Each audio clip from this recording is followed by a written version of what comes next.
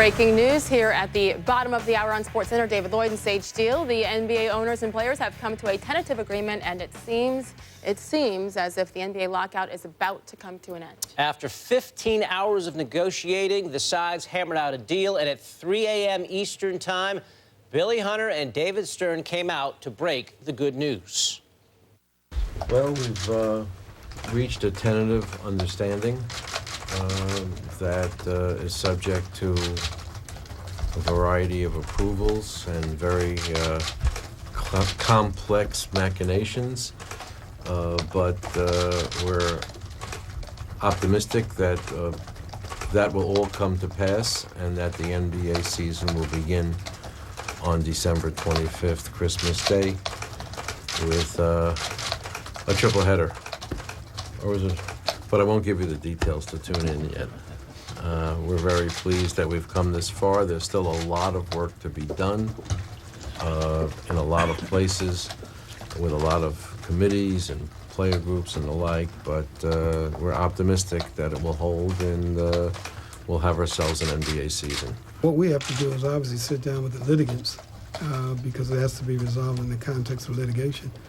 We're confident that once we present it, that they will support it, and I think that's why Derek and Maurice are here. They're both defendants in the case that was filed by the NBA here in New York City, and they're participants in the settlement, and I think they're convinced that they can do it, and that'd be principally part of Derek's job and Maurice.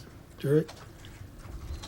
No, I think, for us, we'll stick with the understanding that we can't get into too many details about our understanding in the settlement, but I think, for myself as a representative of, a lot of our players and for Maurice as well, and the Players Association staff and everyone that's, worked hard. There's a lot of mutual respect personally and professionally, for the NBA and the men in this room, but the most important key thing here is that, our fans and the support from the people and the patience, through a large part of this process.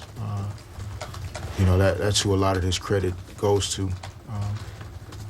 The efforts that have been made have been largely with them in mind. We said before, this was not an easy agreement for anyone. Owners came in having suffered substantial losses and feeling that the system wasn't working fairly across all teams, and I certainly know that the players had strong views about expectations in terms of what they should be getting from the system, so it required a lot of compromise on both parties' part, and I think that's what we saw today. I think we saw a willingness of both sides to compromise yet a little bit more and to reach this agreement. And we look forward to opening on Christmas Day. We're excited to bringing NBA basketball back. That's most important. Some of the key points in this tentative agreement: training camps open, free agency begins December 9th. Again, there'll be a 66-game regular season beginning on Christmas Day with that triple header. Sources also tell Chris Broussard that the deal is for 10 years. Each side can opt out after 6. That BRI split, basketball-related income, which was really the key point in this lockout, is between 49% and 51%. That means that's how much the players will get compared to the 57% they got in the last CBA. Owners will have to spend 85% of the salary cap on team payroll in the first 2 years, 90% 3 years after that. More perspective now from PTI's Michael Wilbon. No offense to all the folks who have been negotiating over the last few weeks and months, but thankfully, the NBA is ready to start doing something it does a whole lot better than talking, specifically balling.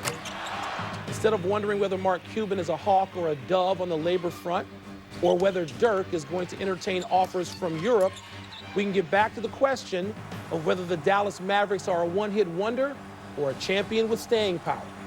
Finally, the public conversation of basketball can steer clear of mediators and BRI and get to whether LeBron James and Dwayne Wade discovered something, anything, that might lead the Heat to not 5, not 6, not 7, but 1, a first championship. Whether a shortened season might help the Celtics and Lakers look mature instead of old. Whether the Bulls know the difference between having an MVP or surrounding him with championship talent. whether Oklahoma City is going to be the next San Antonio or the next Sacramento, or whether the Knicks are a serious contender or simply a conversation piece, whether there's any real chance Dwight Howard stays in Orlando, or could he wind up playing alongside Chris Paul whenever and wherever. Even with games missed, feelings hurt, all could be forgiven. The product put on the floor is any kind of encore to last season. Negotiating always gets leagues in trouble. The only thing that gets them back on the road to forgiveness and then acceptance, two words that can't come soon enough: play ball.